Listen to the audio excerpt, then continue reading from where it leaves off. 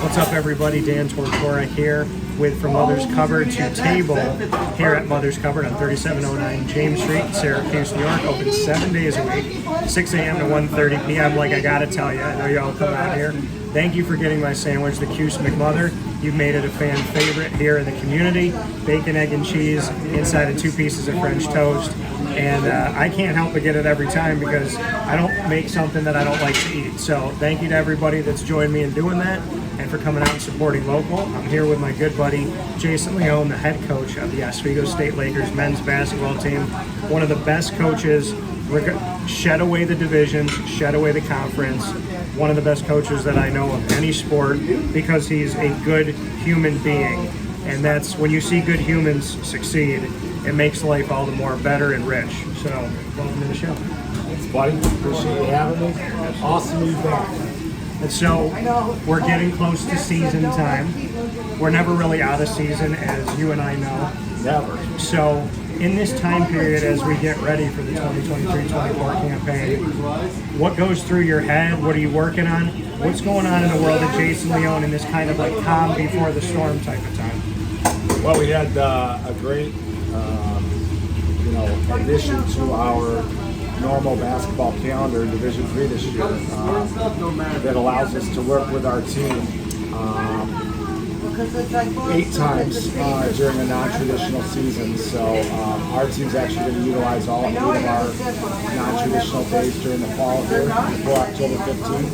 And we're about halfway into those practices and things are going really well. So it's been great to get out there, work with our team, and try to learn about our new guys and their skill set, and kind of figure out the different tweaks and things we need to do to get ready for the season. You had another historic season last season, and a first ever Elite 8 for Division III for Oswego State Lakers men's basketball, and almost just literally on the cusp of getting to the Final Four. For you, what was it last season that you think is that little bit of separation that can maybe change this year? Part of it's just continuing to get better as a team. I think there's certain things. I'm a big believer in postseason play. You've got to kind of knock at the door a little bit a few times before you kind of eventually break through. It's a little harder to kind of do it, the first time you get there. For instance, last year we had been to the Sweet 16 4 times in 7 years. We finally broke through and won one of those games, got to the Elite 8, and you need a little bit of luck. But then also, I thought there were some things from a personnel perspective that were weaknesses of ours that we needed to improve through player development and also in recruiting. And, the story's left to be told, but I think, we put ourselves in position to hopefully do some of those things this year. And like you said, Sweet 16, 4 out of the last 7 years, breaking into the Elite 8. There's been so much history made. I've known you for many years now. Every time I say this, I already can hear your answer in my head, but your staff has been great. It says something about your coaching tree when your staff goes and becomes head coaches in other places. Your student athletes have been great, and some of them, obviously getting into coaching, doing other things too. But you have also been great, and the Jason Leone era is an era that I think all Oswego State fans never want to see end because of the consistency of what you've done. And I know that you give it to everybody else, but consistently being good says something about the culture, the environment, the systems, the things that you do in recruiting, because you don't just mistakenly get to the Sweet 16 4 out of the last 7 years. So I know that you're not going to do it, but I got to give you a lot of credit and your staff and your student athletes. Thanks, Dan. I appreciate it. Honestly, we've had such a great run.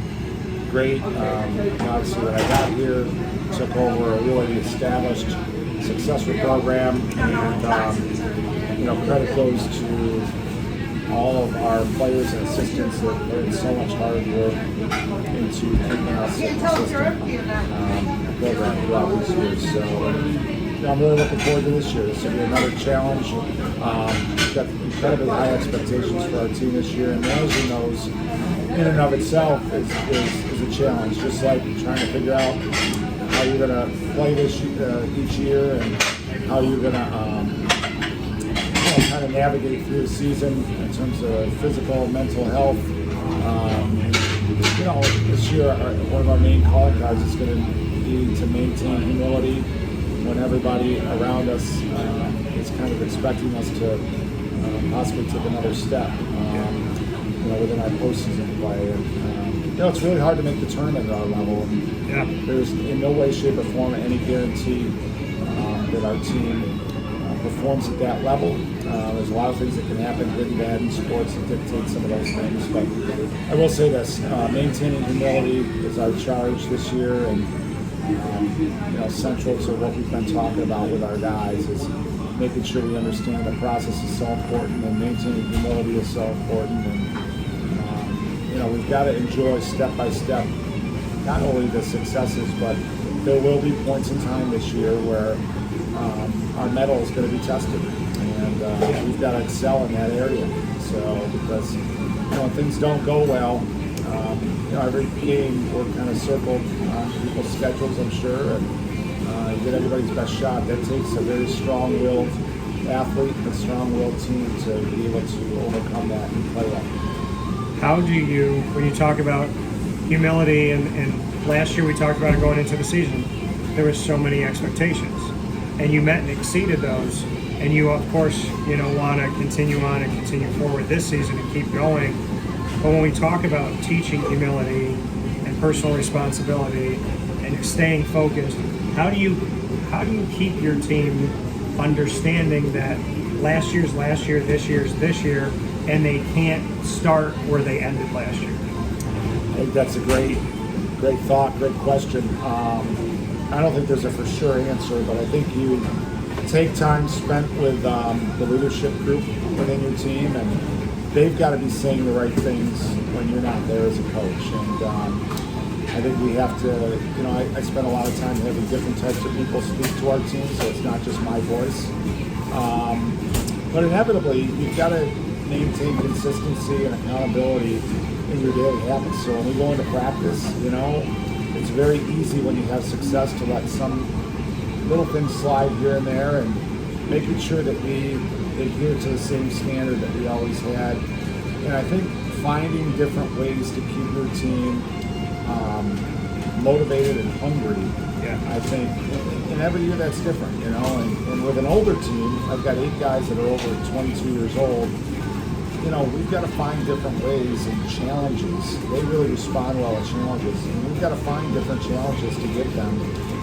And I think that keeps you humble, because you're in positions where maybe you might not succeed on a daily basis. And if you're really and truly a competitive person, that's going to make you buckle down and do things the right way every day. So all this stuff is a product of your habits, results, and you got to maintain those habits.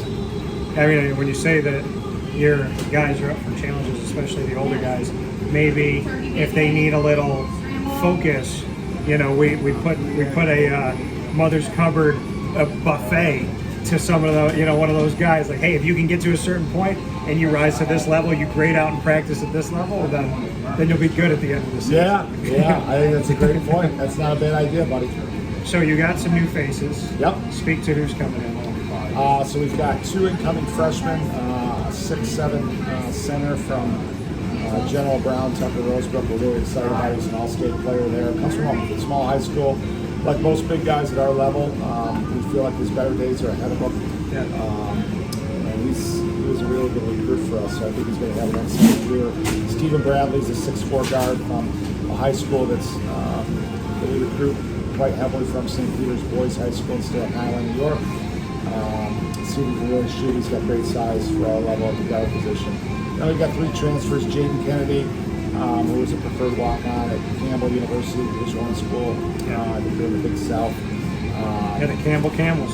That's right. So he's originally from Carthage, New York, so up close by us in Watertown.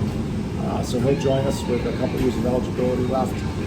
Kenny Lazo is a student athlete that we recruited out of Brentwood, New York, playing a great high school team there right when the pandemic hit. And Kenny spent his first 2 years of eligibility at Malloy College, Division II school down on the island. And Elijah Hardison is our first ever Division I full scholarship transfer. That's transferred in 6'8" forward center from St. Francis of Brooklyn. Played a great high school programs in high school in Brooklyn, New York. So those 5 guys, I think, can all have impacts on our program in a positive way, and we're really excited to learn about them and get to know them more and get them integrated into our program. And I'm excited. I appreciate that breakdown and that great, kind of background on each of the new faces that are coming in, and gives you something, a little time capsule here for all of you fans to track and to see how they do as time goes forward, including with the returners. This is an important question for me as I consider you a brother more than just a friend. How's your heart rate on the sideline now? Have we gotten it to even out at all at times or no? No, it's September, so we're not anywhere close to that. So, no, honestly, I'm so thrilled.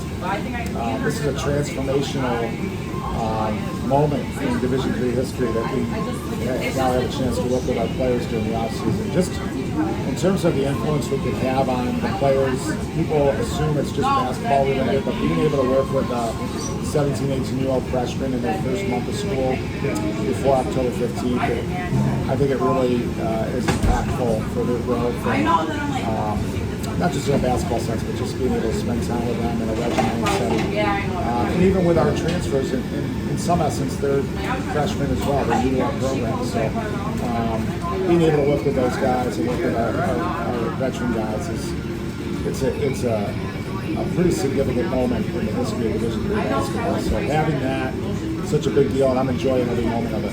Why do you think they did it? I think, I don't know. I can tell you this. Maybe one of the only good things that came from COVID is during that COVID year, we went to a model in Division III where we kept track of our time with the players in a days model instead of a weeks model. So in other words, we've always had 19 weeks to work with our teams in a traditional season. Now we went to this days model during COVID, and I think it was a significant moment in that people saw with the athletic trainers, with the facility space, and I think the positive impact that coaches can have on their players and do it properly in a Division III setting. It didn't take them away from their academic endeavors. Didn't hamstring the trainers too much in facility space. We could make it work. And I think there's been so much emphasis, and rightfully so, on mental health.